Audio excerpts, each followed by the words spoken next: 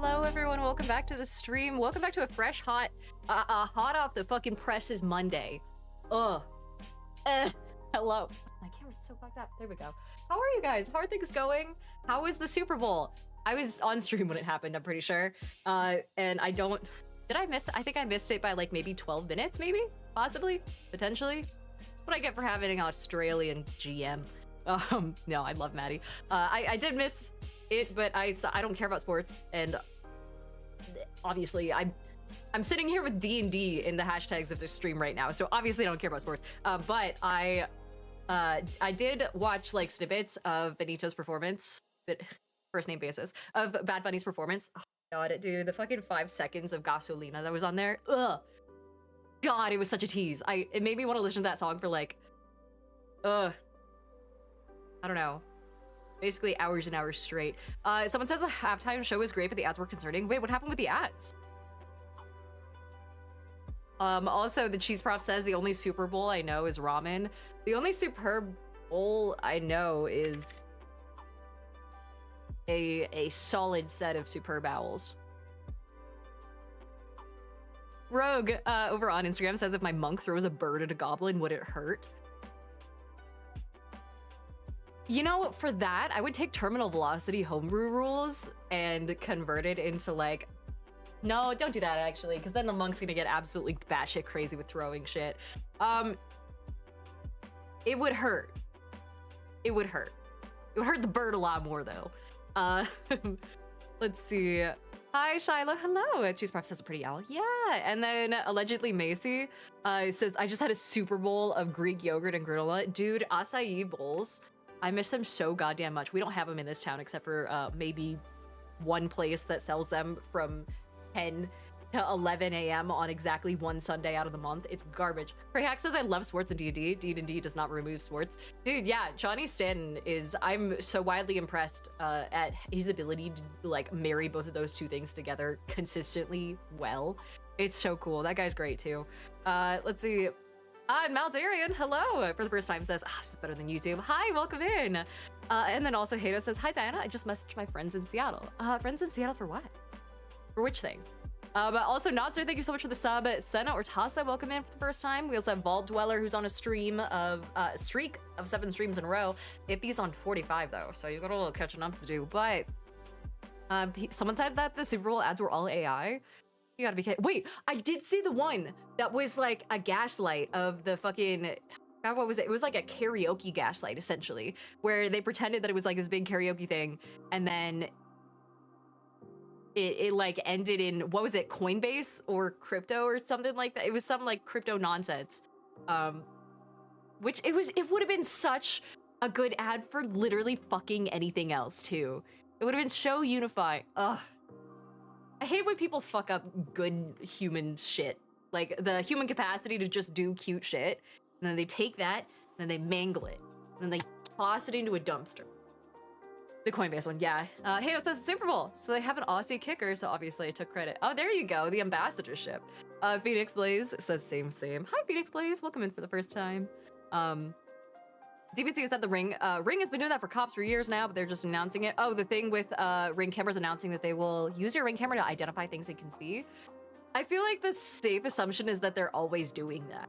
It's like this, it's the constant assumption that your phone is listening to you, the constant assumption that like, I don't know, at this point it's just better to operate out of from a place of caution, that sort of thing.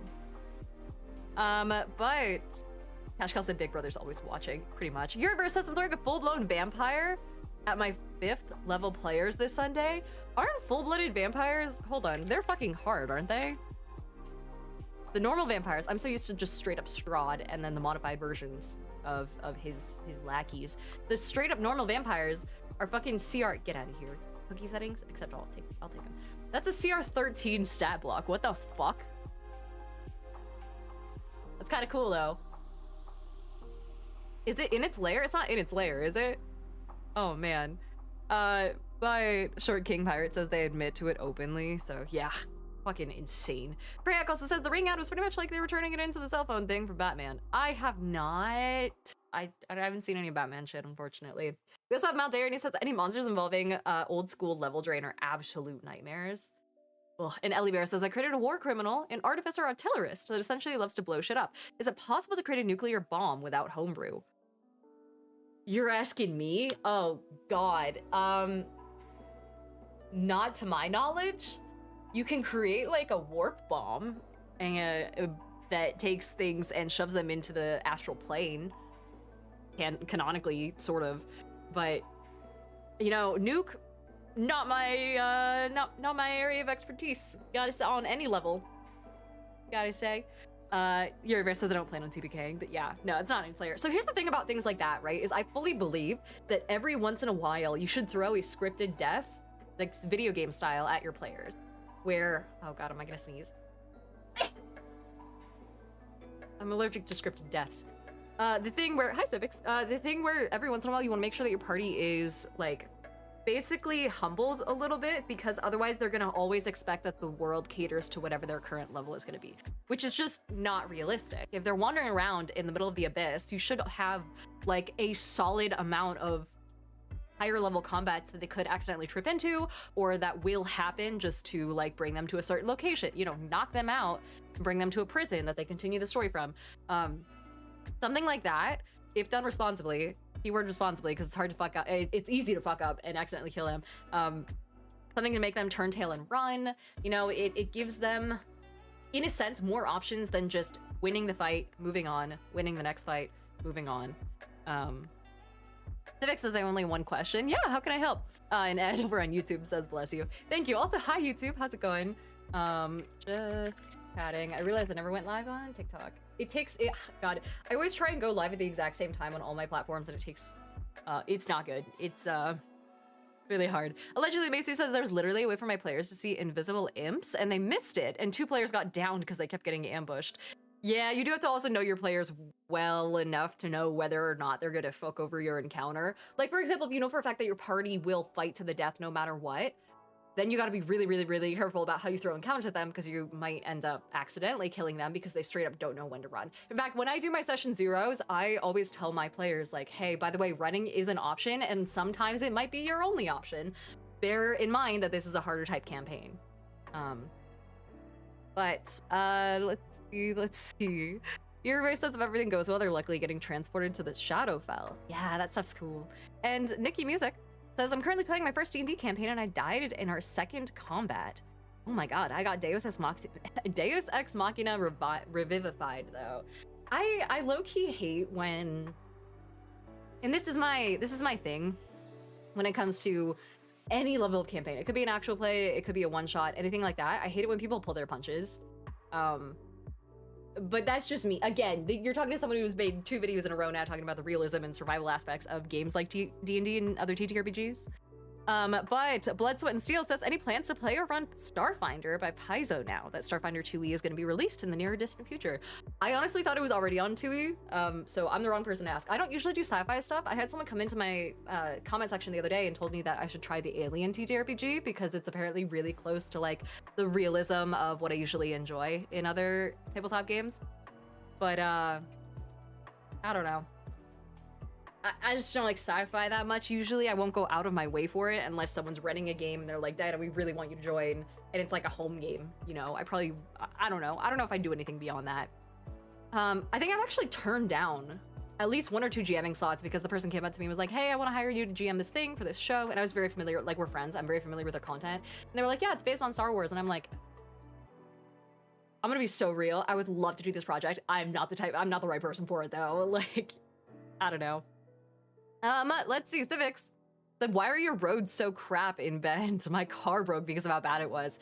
I know exactly what roads you're talking about. I'm willing to bet. They're fixing a decent amount of them. They're fixing all the ones into and out of town. So if you were just passing through town, you shouldn't have had too much trouble. But also, I don't know. I think Oregonian roads are also bad just because we use gravel instead of salt when it comes to the wintertime. So they get like real nasty and just gross and like slushy filled. Essentially, it's like that gray slush that you see everywhere with rocks that get yanked and tossed into your windshield all the time, you know. Natsu says unexpected snow breaking up the gravel. We had like no snow this year, to be honest. It didn't stick for very long if we did, and definitely no ice. Gustavo says dying is a part of the adventure. You need to have stakes. Right, exactly. Even when it comes to like a especially when it comes to an actual play, right? Is like everyone can tell, the audience can tell, the party can tell, all that, when you've pulled a Deus Ex Machina and made it so that like something went wrong, something didn't go to plan, and then you're immediately doing everything you can to get back onto, you know, the normal. It's a railroad. It's a railroad in a different form, right? He's trying to get everyone to live when they shouldn't be living, and fixing issues that they can't seem to fix themselves. You know. Hashcall says that Diana, that's because your snow was drunk on my front lawn. Oh, Maddie, hi. Hello. Saying hi, I'm on break for a game, but I love you. Hi. Hi. And let's see. We also have Kaylee, who is here for the first time, saying, glad I checked Instagram. I haven't caught your stream before. Hello. Good to see you. Welcome in. Welcome in.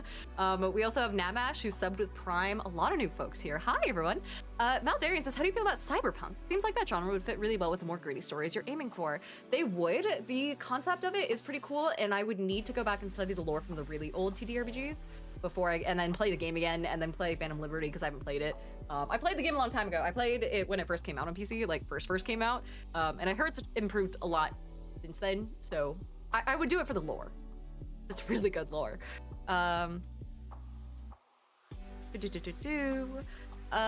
Let's see. Thank you for the shout out to Maddie. And then Civic says, I pulled out to get gas and there was a pothole so violent it snapped one of my axles. I'm lucky I had the tools and parts to fix it. Was it actually on the road, or was it like a pothole in the parking lot? Because the fucking gas station parking lots around here, unless they're attached to a Fred Meyer, our version of Kroger, unless they're attached to a Fred Meyer or anything like that, they're fucking abysmal. There are some nasty gas stations out here that just haven't done anything to bother putting up a pretense of being a good place to want to get gas. Nas just says, it's not a good meme of a kid adding a junior to their character sheet and role-playing their own kid looking to get revenge, which is kind of funny. I do want to see more roguelike TTRPGs for people who specifically love that sort of content and love that sort of bit. I also have someone on Instagram saying, hey, do you like the Secret Labs chair? I do. I actually really like the like lumbar pillow that they have as well. I never use the headrest pillow though, I will say. But this is like the comfiest possible chair. I sit in a lot of Discords where my friends and I from across the world will get together and watch horror movies, and I'll like edit or work off to the side, but we'll all watch movies together, and this is like the single best Discord call hangout chair ever. David over on Instagram is also asking, I saw you're gonna be at PAX East. Are you gonna be at all the days or just one? I will be there all the days and then some. So for all of the conventions I'm going to this year, because I've gotten this question a lot, it's gonna be Gen Con, PAX East, PAX West, and PAX Unplugged for sure. Those 4 are locked in. I doubt, there's like a 20% chance that I add TwitchCon. I might not. But for all of those conventions, I am there not only all of the days of the cons, but also the like before the at least 2 or 3 days beforehand, you know. Rayoden. Hey, is that found you on Instagram? The magic content cracks me up. Hell yeah, I'm glad you like it. I have spent so much goddamn money in this game. Oh yeah, by the way, I'm gonna be ending stream like a little bit early today, only because I gotta have dinner and then run off to Monday Night Magic over on Smoking Glue Gun's channel, which is here on Twitch if you're watching on Twitch right now. So I will probably give Whitney a shout out like just before we start, so that way you could just like one click follow her, and we'll hop into it. I'm playing my Lathril deck, which is my best deck. It's not very good though because it has like basically no removal. So haha, I haven't had a chance to edit it. But let's see. Oh yeah, and then Ed Booch over on, let's see, on YouTube. This basic question. I'm playing my first Strahd campaign as a barbarian and we rolled our stats like trash. Did you go for ASIs or feat? If you rolled your stats like trash, do ASIs. I mean, is it, have you guys started yet? Because if you haven't started, then I would talk to your DM. If you guys all collectively did not roll well, Strahd is not the campaign where you want to not roll.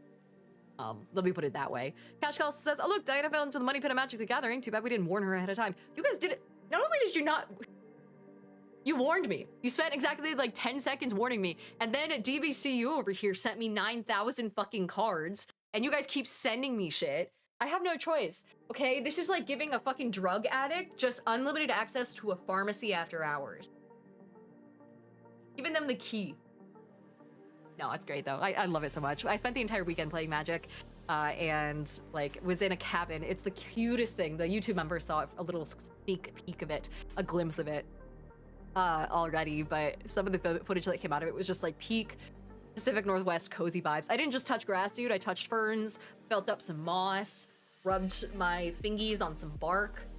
I was doing great. It was so. I also got rained on quite a bit though. You can see the humidity change in my hair from yesterday, from our stream. Whitney, hi. It says, wait, are we giving Diana more card drugs? I will get them no matter what. Is what I'm learning. I finally fleshed out a semi-final form of all of the decks that I have, so I have like a ton of options. And then I am now falling into the singles game, at least, a little bit. Hi, Tyler, how's it going? Hi, I didn't see your raid. Hello. Guys, I must say hi to Tyler Shine. Amazing human being, wonderful content creator, overwhelmingly positive person, and just like so fucking chill and supportive and incredibly sweet. Good to see you, Tyler. If you have to run, go for it. I'll say hi to your stream base here in a sec. But I appreciate you raiding in. Tyler says you're far too kind. Aww. Let's see, Phoenix plays us as commander that goes under the radar, but is secretly powerful as fuck. Is Radagast the Brown, the mono green one? Oh, is that Radagast the Brown? And that's different from Ragost, the dude who eats car mufflers, right? Also, Servamp, fellow Chell, hi, good to see you. Niche, oh yeah, I also have some hydrate, so I'm gonna do that real fast. Silver coins. Also says I saw you're getting into Magic. What commanders have you tried? My number one favorite girly is definitely Lathril. I also have an Ululek deck, Valgavoth. Not Terror Eater, it's Valgavoth, Harrower of Souls. It's, what else do I have? I have a lot, I swear. For some reason I'm blanking on all of them. I have both the Elemental and the Blight precons from Lorwyn. What else? A Carmen deck, Carmen Cruel Sky Marcher. I built a Vren deck. First ever deck I built, not good, real bad, unless it's a multiplayer. Tyler says I do have to run, but we'll have to alert going for a bit. Oh yeah, oh my god, also hi guys, if you're part of Tyler's stream, hello, welcome in. I am Diana Faye, also known as Diana the Rose. I talk a lot, usually correctly, ignore that part. Usually I talk a lot about things like D&D and tabletop games. I met Tyler playing a one-shot, I guess technically it was a four-shot, over on Forgotten Paths, which is the podcast network. Podcast actual play, an actual play podcast. Jesus fuck words, dude. And that was like a little Christmas thing. Not this past year, but the year before. It was 2024's Christmas season. But yeah. People are saying I speak fast. Yeah, half Mexican. Comes with the territory. Also, Cash Cow wants me to breathe. And then Tyler says, well, we met before that in person, but I totally dropped the ball then at a friend's birthday. You know what? Yeah, that was, to be fair, that venue was really fucking packed. It was huge. We went to a giant pool bar over in LA, and Sachi, Versachiko, who is a friend of the stream as well, is a wonderful content creator, wonderful streamer. I forget what I was visiting for. Did I just swing by to say hi, and then she was going to a birthday party and dragged me along? I think so. Geek says, wait, you're half Mexican from where? Veracruz. And then Colonel says, I feel like there are two main types of collectors. Card collectors or miniature collectors. Dude, they got my ass on both. This is, to be fair, no, I didn't get these for free. I spent money on these. In my defense, it's a tax expense, which means it's basically free money. So, there's so many of these like sitting right over here. I'm not gonna show you guys because it's a lot. Dark Airlord says, have you played Daggerheart at all? A little bit, only one shot so far, but I'm working on getting into a full campaign for something that's not gonna be streamed. It's just gonna be like a home game. I firmly believe that every content creator who does TTRPGs in actual plays needs to have at least like one home game going for the sake of sanity. Whitney says that is a very Sachi-coded thing to do. Yeah, I know, right? I would kill for Sachi, dude. Oh my god, she's so great. And then Tyler says, I did play back in the day. Need to relearn though. To play Magic. I know, I was trying to get him into it at fucking TwitchCon, and he resisted. But one of these days. TwitchCon had an insane amount of really good cards too for sale. Those Stellars are great. K Davis says, have you tried out the Blighter Elemental Commander decks yet? Yeah, I mildly upgraded them. I'm still working on it. And then Notzer says, we really need Noah to explain write-offs again to you a few more times. No, I don't want to. Let me live in peaceful ignorance. No. Let's see. Whitney says I need to go get work done before stream. I love you. I'll see you later. Okay, solid. I should be all set up with like a custom playmat and all that stuff for our game later, so I'm hyped.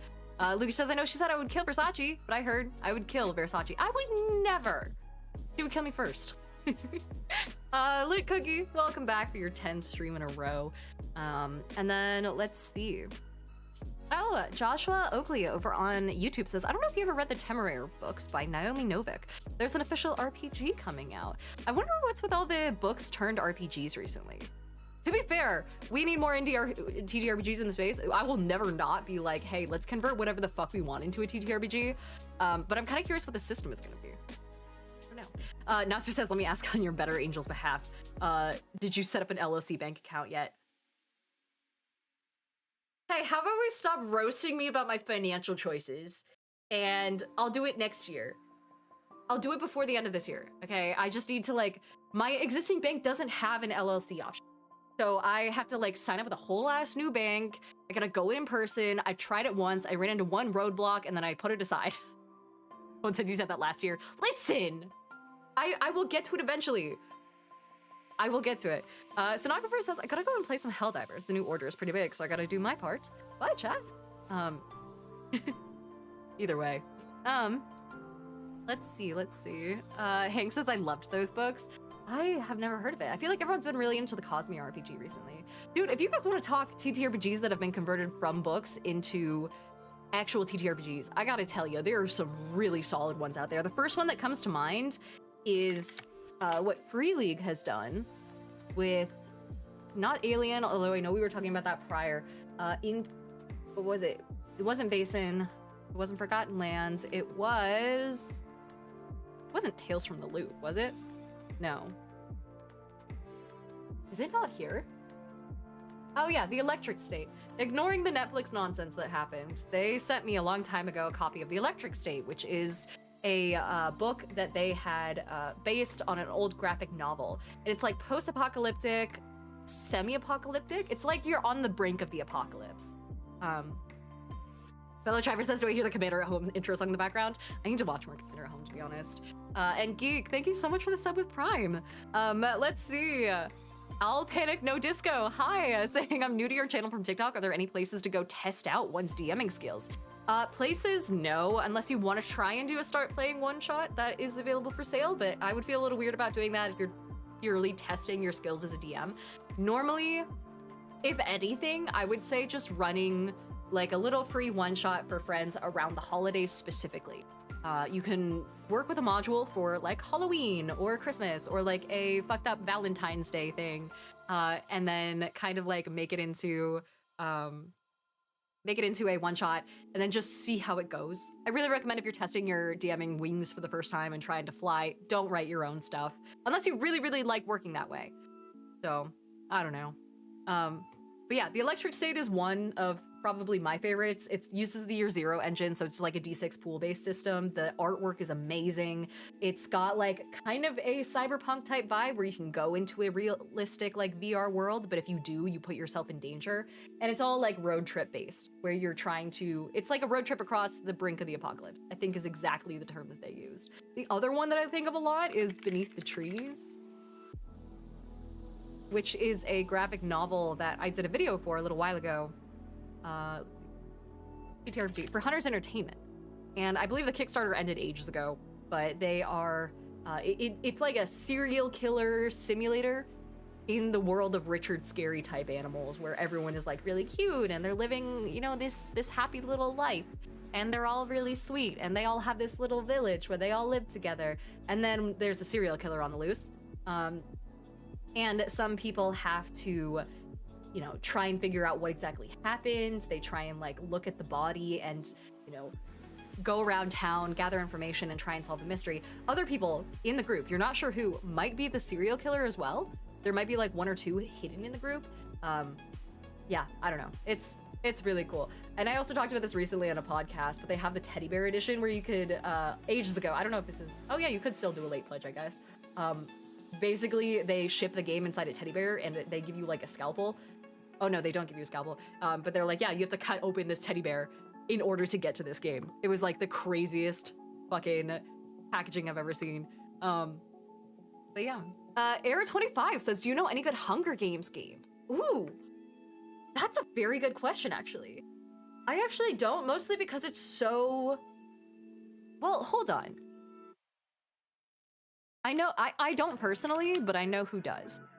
Dice Times, if you guys don't follow them already, is a fantastic YouTube channel that goes off a lot of... They run a lot of pop culture miniseries, right? So they're doing an Expedition 33 game, they're doing Last of Us, Avatar Legends, and a lot of these come with their own TTRPGs. Sometimes they'll convert other systems into their own like TTRPGs. They did Fallout, of course. They did an Attack on Titan role-playing game. So yeah, half the time they go off and actually play the rule set for whatever they're working in. Other times, here we go. Oh, there is a Hunger Games role-playing game. Okay. Other times they might convert stuff. But let me see. This is part 11 of a giant-ass series. They do so... This is just in Dane's basement. Dane is a wonderful human being, by the way. We love Dane in this house. And this is all in his basement. Everyone gets into full cosplay. They have like a whole set and everything like that. It's so cool. Where is... Yeah, I guess it's just like the Hunger Games tabletop role-playing game, I would suppose. If you're... I imagine that's also... No, they made it themselves? Hunger Games the RPG. Maybe this is it? But I would try and watch that and see how exactly they navigated the issue of like the fact that everyone is kind of inherently against each other, you know? Because that's kind of hard to deal with. Hi, Wavemeister. Sorry, I just like monologued for a hot sec about TTRPGs. Let's see. But hello. Natsu says, how are we 30 minutes into stream already? Time goes fast when you're roasting Diana in chat. I stopped paying attention to you guys yelling at me about my finances. Also, I want to point out someone on YouTube had a very good point. They were like, why are you telling her to keep an eye on her finances and also chatting about Magic the fucking Gathering? Wait, hold on. Will I Be says, I don't know if you remember me, but I was the one who asked you to draw a tattoo design at PAX Aus. No fucking way. I just wanted to let you know I finally got it done and it looks sick. Really? Oh my god, you made it look good. I am not an artist, dude. The fact that you managed to make it look good is fantastic. Can you email me what it looks like? I won't see it if it's in my DMs. I can't read DMs because there's just so many of them. But that's insane. Congratulations on the tattoo. I'm glad it looks good. I think I probably said verbatim I refuse to take responsibility if it's not good. Lucas says Diana's responsible for 2 tattoos in a week. Yeah, so Lucas, the community member over in the stream right now over on Twitch, actually got a lemon rose tattoo to celebrate how many lemon-themed charity streams we've been doing, where I think we're probably over like 15 to 18K now raised for charity in the last like however long since I started streaming, with plenty more to come. There's actually going to be a charity stream for the American Heart Association later maybe next week actually. Oh, Sam says Deathmatch Island over on YouTube. Yeah, okay, wait, hold on. Deathmatch Island is a very good call. So Deathmatch Island is something that I bought recently from the RPG, the Indie Press Revolution booth, I believe, at PAX Unplugged, it might have been. And it's a game where you have to a fast-paced role-playing game about a deadly competition on a mysterious island chain. It uses the Paragon system, and you take the place of ordinary people with a hazy memory of their life before the game. You compete for followers, and instead of reciting epic deeds, you give a confessional to a camera.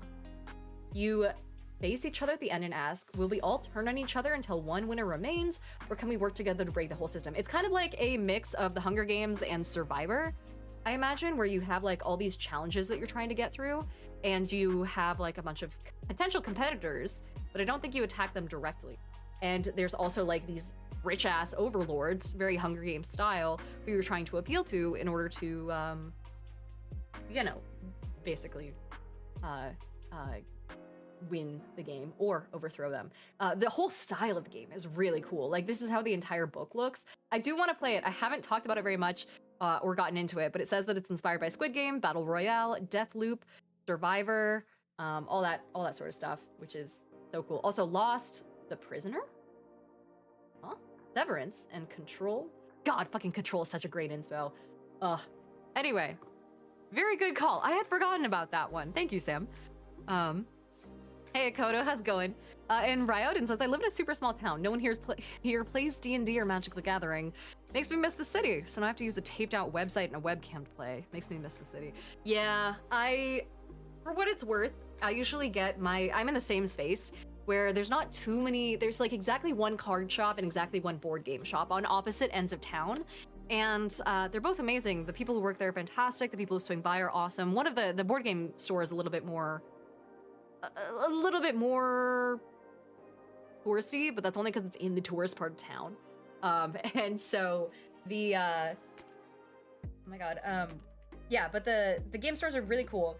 Usually I get my fill through conventions by traveling and going to Gen Con, especially PAX Unplugged, PAX West, all that sort of stuff, picking up miniatures, picking up a bunch of things, and spending obscene amounts of money. But that's where I get to meet my friends from across the world who have the same interests and hobbies as well, and then we all play together, we all have a good time. It's fun. Akoto says, solid night. My crouch goblins fell asleep early. And also, thank you so much for the resub, Akoto. It's great to see ya. Let's see. We also have Ruth Uzi, amazing name, subbed with Prime Gaming for free. And then Lovable Simon says, do you think you'd ever make it back to PAX Sauce again? Yes, I really want to. That is genuinely, like, it's in the rotation now. It's probably gonna be a once every 2 or 3 years thing because it's so hard to get out there. It's like $8 grand round trip. So, I don't know. Oh, and Matcha wants me to breathe and hydrate. I could do that.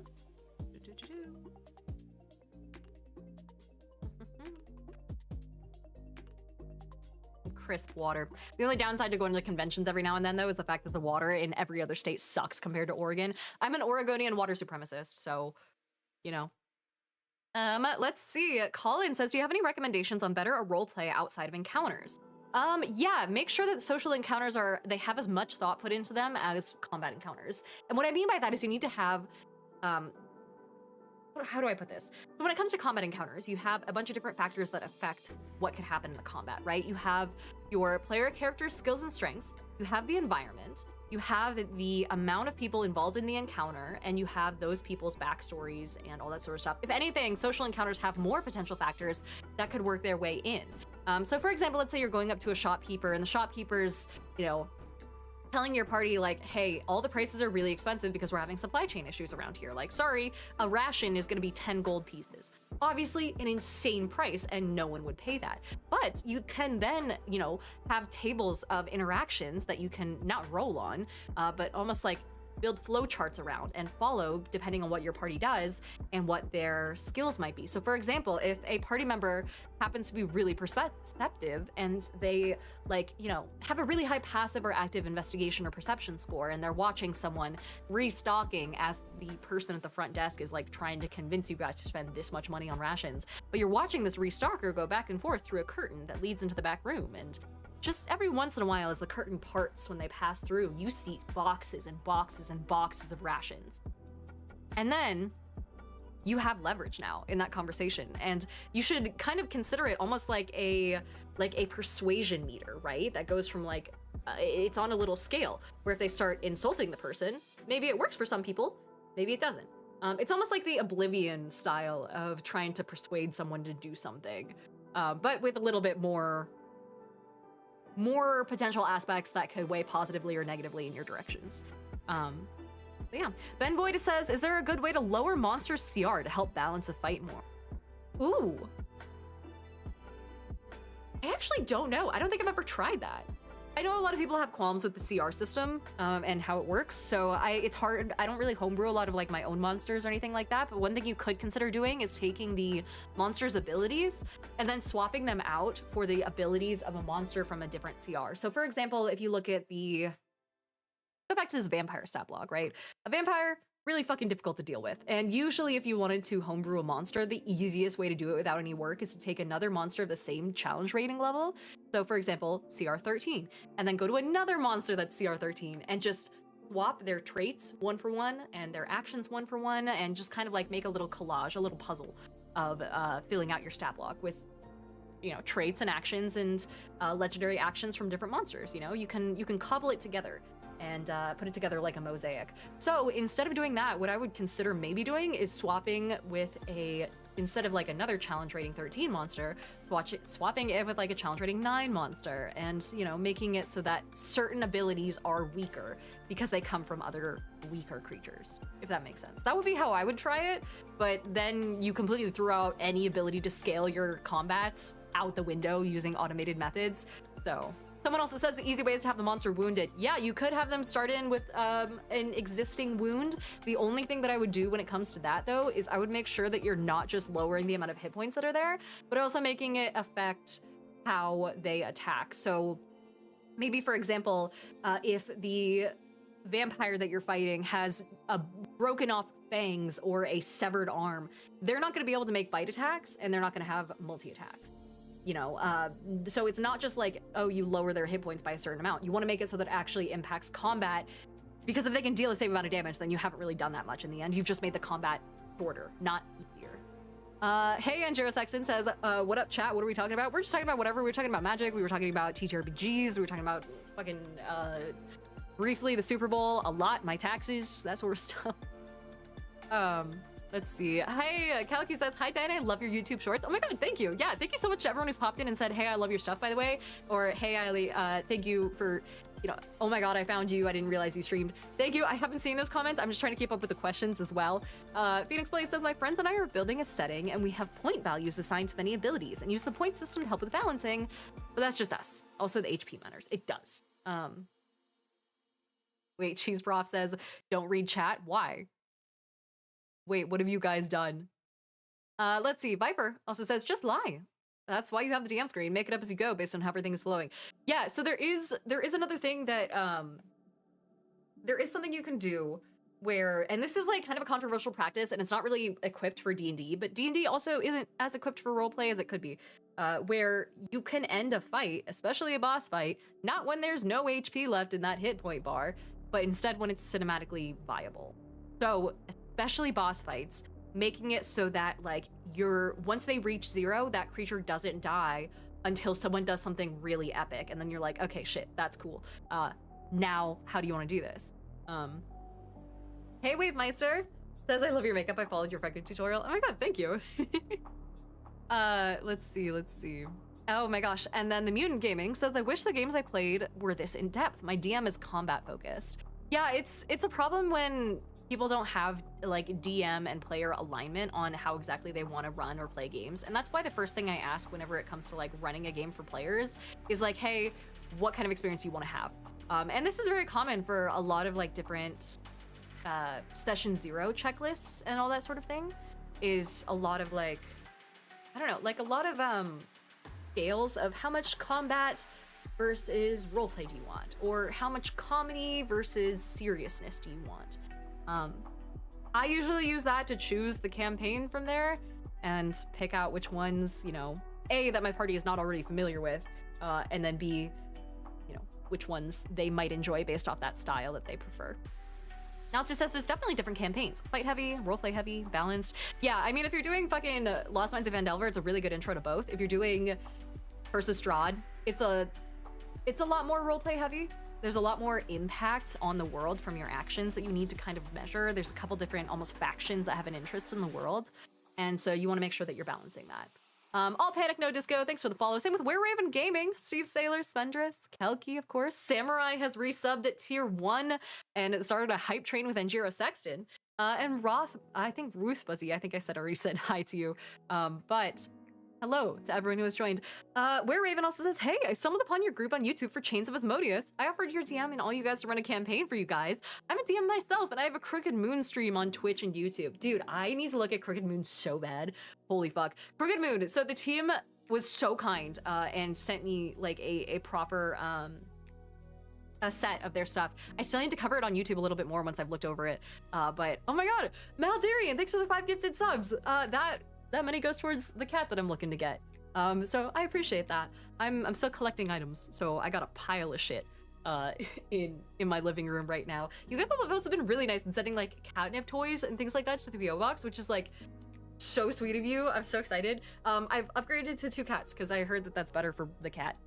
But yeah, no, I found myself like scanning roads to look for like strays and just like, oh, I'm so excited. I don't have the stuff yet, but I'm excited. Macy says, one of my friends is actually running a low-level hardcore campaign where we're only gonna go to like level 6 and actually track resources and stuff. So your recent videos have been perfect. Yeah, hell yeah. Oh, I'm glad that you like it. I don't have too many more other bits of advice when it comes to things like that. It's really just like lingering injuries, tracking resources, really that's it. Viper says if you can find a pre-bonded pair, then that's also amazing. That's the plan. And then DVC said it's gonna be 3 cats by the time they're adopted. I know, we'll just keep adding, we'll double it and pass it to the next person. The next person is just me again. Yeah, Wildcard says, yeah, I've been DMing for like a decade. Random suggestion for someone getting into the creator space. Oh, are you looking for advice on being a creator? I mean, the biggest thing is repost everything everywhere. Always post on all platforms because you really can't grow your audience effectively without encompassing all your platforms at once. Which you get the hang of a workflow for that after a little while, but that's why I post on TikTok and then export and then put it on Instagram and then export again and then put it on YouTube is usually what I do. And then Meta automatically posts to Facebook, so I don't have to worry about Facebook and all that. So yeah, definitely post everywhere. Streaming wise, if that's the kind of streaming you want to, if that's the kind of content you want to make, totally different beast. It's a lot harder to grow if you're a streamer from zero. You usually need an audience from somewhere else or, you know, I dare say friends with audiences who will raid into you and be willing to play games with you and all that sort of stuff. But even then, no matter what you do, you still need to hold up on your own. You need to talk fast, you need to keep people's attention, you need to stay relevant, you need to post consistently. And that means like on a day-to-day basis consistently. So every Monday, Tuesday, Wednesday, Thursday, Friday, whatever you go for, keep to that schedule because that's how algorithms work. They enjoy schedules. Yeah, that's it. Viper says, how many does your apartment allow? Or is this a no, there's no cats here thing? No, I'm gonna do it the legal way. Pet rent and pet deposit and all that sort of stuff. I don't think there's an upper limit as far as I'm aware. I think the only thing they really care about is aquariums and shit like that. Cheese Prof also says, Diana, I know that you love crunchy rules, but how often do you spontaneously change behind the scenes plot if the party isn't aware? I haven't had to yet, but that's because I also overthink absolutely everything. And usually I account for, and it sounds conceited, I account for like every circumstance and every possible reaction to things. I account for the fact that my party could kill basically every single NPC. You know, no one's a load-bearing NPC.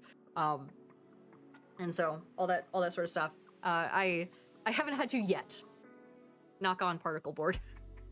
Let's see. Where Raven Gaming says, second the streaming part, it's tough to get into it. Luckily, I have a decent small following so far and got lucky. Yeah, I mean, it also helps like engaging with your audience. I have a whole different set of like streaming advice and things like that that just would never apply to other content. It's a totally different beast. Let's see. Hato says, the overthinking DM, so relatable. Yeah, and Yves says, hey Diana, how was your weekend of games? It was good, it was solid, it was fun. It was so fun. It sucked not having signal because I was in the middle of buttfuck nowhere, Oregon, but you know, it was cool. It was like rainy and cozy. They had like a fire. So we built a fire. They had a hot tub. So we went hot tubbing. I got a bunch of people together with some ciders and we all played the Red Dragon Inn as a drinking game, which is so much fun. And Viper says, have you seen her DM screen TikTok? This lady's prepared for every eventuality. Yeah, that's how I am. It's like, give me a flowchart, an Excel sheet, and all the time in the world, and I will make the best goddamn campaign. Ethan says there's one core rule in streaming. Have cool mods like DB. That's it. Yeah, exactly. You don't have to do anything else. You don't even need overlays. And Viper says, have y'all... Oh, wait, no, I read that. Mount Darien says the Red Dragon Inn. Dude, the Red Dragon Inn is... Okay. If you were to ever ask me what my favorite board game is that isn't related to TTRPGs, that hasn't been like... You know, that is something that you can actually bring to a game night that isn't a campaign style game, the Red Dragon Inn would fucking pop the charts every single time. The Red Dragon Inn is essentially this game where it's not a role-playing game, it's just a board game. Technically kind of a card game, and you can choose characters, and your characters determine your loadout. And if you have different characters, they do different things. So for example, Fiona the Volatile, really good at offensive, not offensive stuff. There's a changeling in here who's basically like a druid who can shapeshift into a bunch of different forms. One of the harder ones is Dale the Mycologist, who like spends their time like growing mushrooms and then harvesting those mushrooms. So it's a very long-term mechanic. And so they have like a bunch of different difficulties, essentially, a bunch of different characters, so many fucking characters, and some crossovers with things like Munchkin. And the whole point of the game is you're sitting down in a tavern as a group of adventurers after a quest.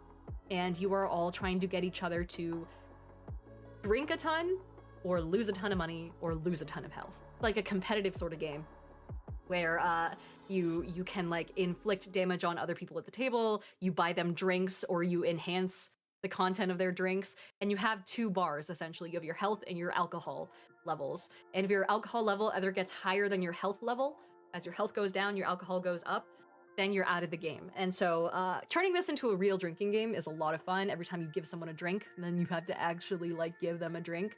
And it's wonderful. They've kept putting out expansions. It's my favorite game ever. Impulse Eve, hi! And Lenoxu says, hello everyone, hello!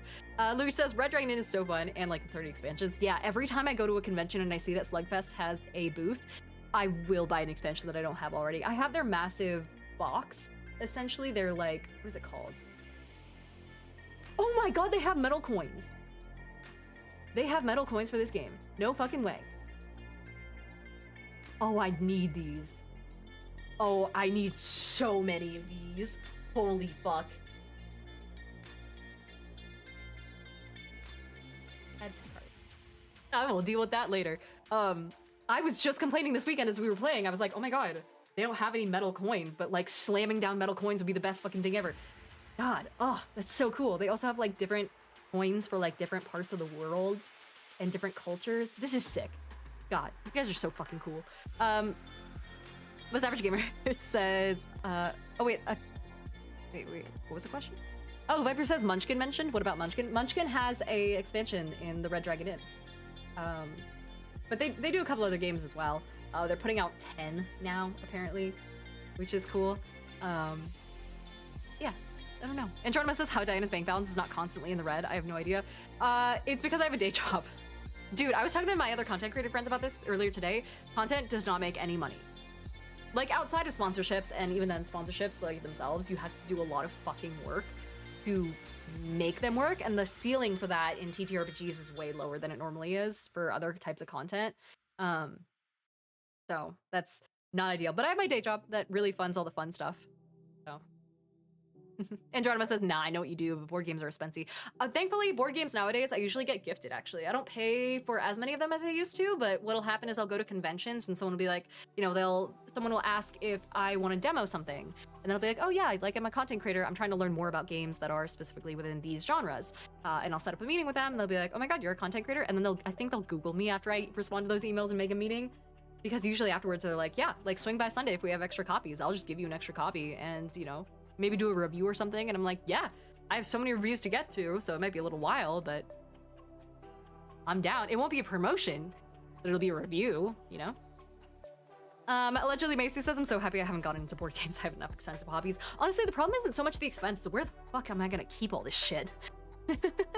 I'm out of space in my apartment. I have capped out, like, where I can put things, to be fully honest. Thought Crime Spree says I just gotta have friends that have board games. You don't need them yourself. That's true. The thing is, then you need friends. Then you need friends. And that's like a lot harder than I think people think. But Hato says it must be crazy to be so popular and recognizable and yet so busy. And yet not a millionaire as people assume. Yeah, no, guys, I live in a fucking 2-bedroom apartment that is, let's see, if I didn't have 2 jobs, I would not be able to afford to live here. Like right on the edge there. Comfortably enough that I can get a cat, but. Yves says, speaking of fun games, V Rising, shout out to Doctors Without Borders fundraiser and everyone who donated, has taken over all of my free time. Yeah, I saw you playing it the other day. And so I'm glad that it's helped. And Lena says, maybe if you move out all the dead plants, there might be a little more. Fuck off. I'm doing great. This one over here has been alive for so long. It's off camera and I'm not gonna turn around my camera, but trust that it's there. In fact, actually, from about like here on over, just off screen, it's crazy. I actually have like 70 plants that are thriving, propagating, living. You guys just can't see them. So, Androna says, listen, she's not a botanist. If she were, her plants wouldn't die. Yeah, I was friends with the botany students for quite a while. As part of like a job that I had in college, and I had a roommate actually who was in the plant health clinic, the plant disease clinic of my college campus. And every time I had a plant that was dying, I would be like, help. And she would do some crazy shit where she would like just toss it into a plastic bag, pot and all, or something like that. And then, and then 10 minutes later, it would perk up again and be fine. Deethan says, you have a vitamin D deficiency, yet your plants don't. I mean, I haven't asked them. Qbert says, did you see the recent article on Polygon about Chris Perkins explaining how WotC's Vecna campaign was supposed to explain the obelisks in D&D, but it got scrapped? I actually don't have any information on the obelisks at all. So I'm afraid I don't really know. Is that related to the Fandelver stuff that came out? To be fair, the Vecna campaign, I've yet to see anyone really finish it. I heard that the scaling of the items isn't very good. Oh no, that's Witchlight that I'm thinking of. Yeah, Witchlight. I like Vecna as a campaign because I like the chance to play a high-level campaign. I've heard that it's not very good. I also am a firm believer in the fact that that can be fixed and that every module, no matter what, needs some amount of homebrew in it anyway, whether it be the descriptions, whether it be the items that you drop in, anything like that. And so if you're gonna do that to any module anyway, you may as well, like, do it to fucking, you know, the Vecna campaign. I don't know. I think it's also a thing, though, where you don't actually kill Vecna in the end. Doesn't, like, what's his name? Cast do it? Or something? I don't know. Spoiler, I guess. But Propleton says, don't forget that study that said that speaking nicely to plants helps them grow and insulting them makes them wither. So use nice words. I do say fuck a lot in this room. Not gonna lie. So, whoops. Yeah, Wildcard over on TikTok says the Red Dragon Inn is so rad. I have custom metal coins for my set. You guys are gonna make me so fucking jealous about this. Oh my god. I also need to, real fast, check my calendar and see what time Whitney's stream actually starts, because I want to make sure... Yeah, okay, I should have time. Make sure I'm good to go on that front. Keegan says that just means that the plants are desensitized to the word fuck. Exactly. Yeah. It's probably fine. Let's see.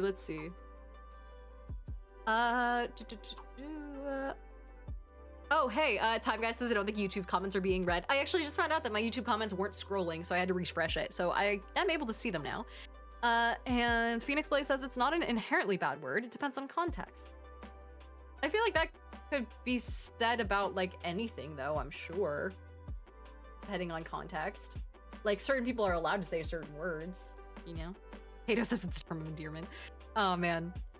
Ripper Doc over on Instagram says, hey Vanna, I love the outfit, if I may say so. As a DM, I often worry that my combat encounters aren't challenging enough. Do you have any advice? Yes, make sure challenge doesn't just have to come from the stat blocks, it should also come from the environment. So for example, maybe there's an inherent timer in the way that you're doing the combat. So like, maybe, say there's a combat where your party is trying to get across a bridge and they need to fight off a bunch of goblins, we'll say, that are standing between them and their destination. You can fight the goblins on the bridge all you want, but that's still really boring and that's not a challenge. What is a challenge is getting past the goblins before they close the door and bar it from the inside, you know? So they need to like dash forward and get across the bridge whether or not all the goblins are dead by the time they reach the door. There's also a thing where maybe the bridge isn't entirely stable, and if you're a large monster or larger, you're gonna have problems finding places to stand that aren't gonna crumble under your feet. The goblins are small, the goblins are a little bit more lightweight, all that sort of stuff. So it should also come from the environment. Easy ways to do that are pools. Pools being just a generic term for like the concept of having any liquid or any trap or anything like that around the environment. So for example, if you're playing in a forest, that's great, that's fine. But maybe you have like little patches of flowers around that forest that are inherently dangerous or full of spikes or something like that. Maybe they release this weird toxin that gives you disadvantage on your saving throws so long as you're standing in that space.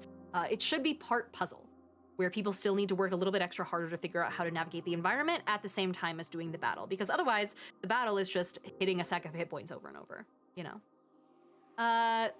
Sicarius says, Test, can you hear us now? Yeah, and then also Pope J-Rod says the Vecna campaign hinges on a deception that feels contrived. If you can square that circle, it improves things immensely.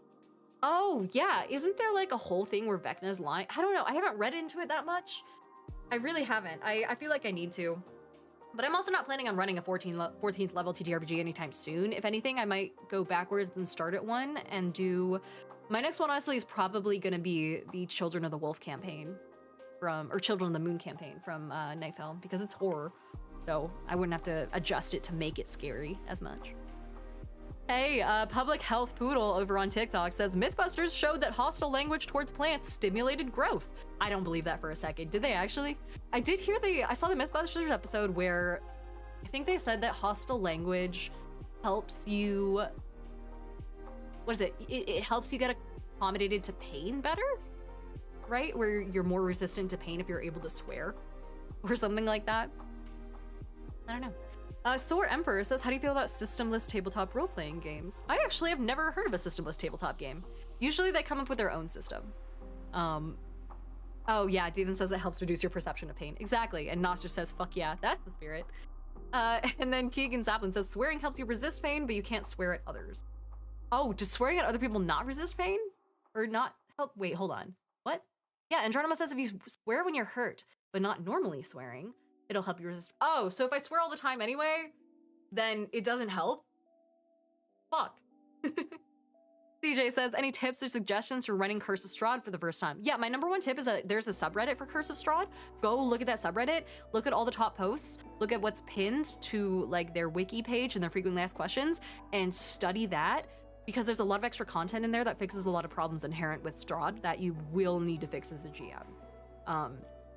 Other than that, my same advice would, as normal, would be to read the entire module the full way through before you even think about running it, before you even go back and start editing it, you know? Because especially for Strahd, there's a lot of different, what do you call it? There's a lot of different strings that can be pulled. There's a lot of different ways to handle combats, and depending on, for example, who you talk to first in certain quests, you know, you might have different outcomes.